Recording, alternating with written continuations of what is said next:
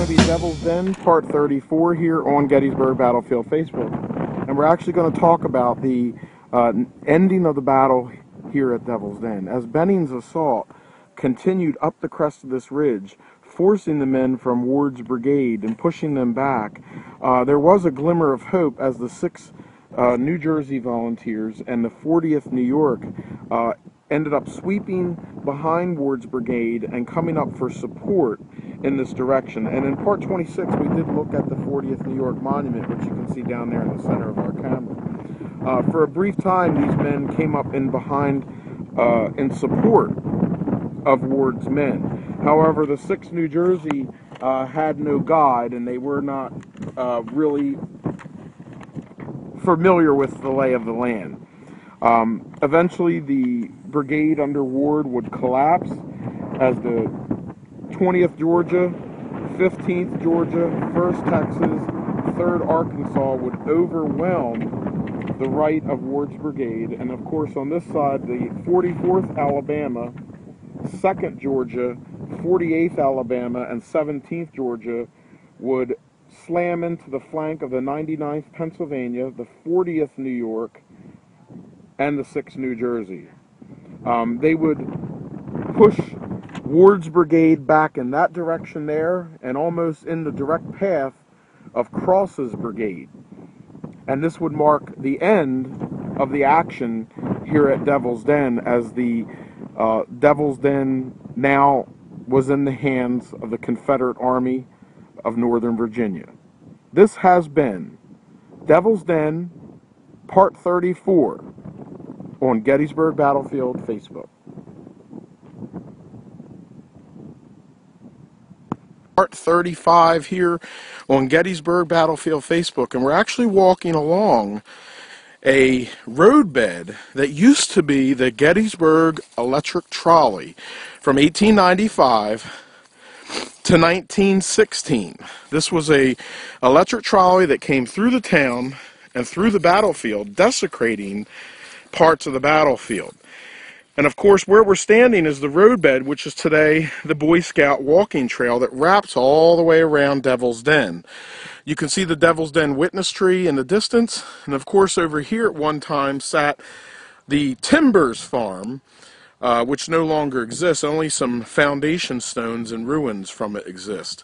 This is one of those secrets of the battlefield that not many people know about. This area, of course, was charged across by Texans, Georgians, and Alabamans on the attack on Devil's Den, which we mentioned in the later 20s, early 30s parts of Devil's Den video series. But this is the roadbed for the Gettysburg Electric Trolley from 1895 to 1916. This has been Devil's Den, Part 35 on Gettysburg Battlefield Facebook. At Devil's Den, and we're looking at the 86th New York Infantry Monument here. Now, the 86th New York Infantry was a member of the 3rd Corps, 2nd Brigade, and 1st Division. And it was here on the afternoon of July 2nd, 1863, that the 86th New York fought and defended this ridge against oncoming troops from the 15th Georgia under DuBose and the 1st Texas under Work. The 15th Georgia being in this direction, and then of course the 1st Texas to their left, or to our camera's right.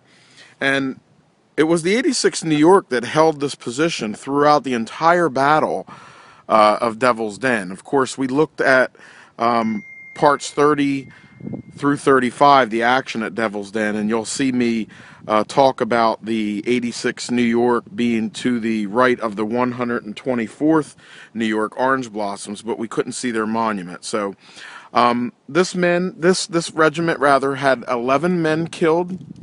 There were 51 wounded and 4 missing from this action here on July 2nd, on the afternoon of July 2nd, 1863, here at Devil's Den. A quick note about the monument: I like to call this the Mother's Day Monument because it's got one of the more beautiful depictions of bronze artwork in the front under the Corps badge, which you can see there. But the bronze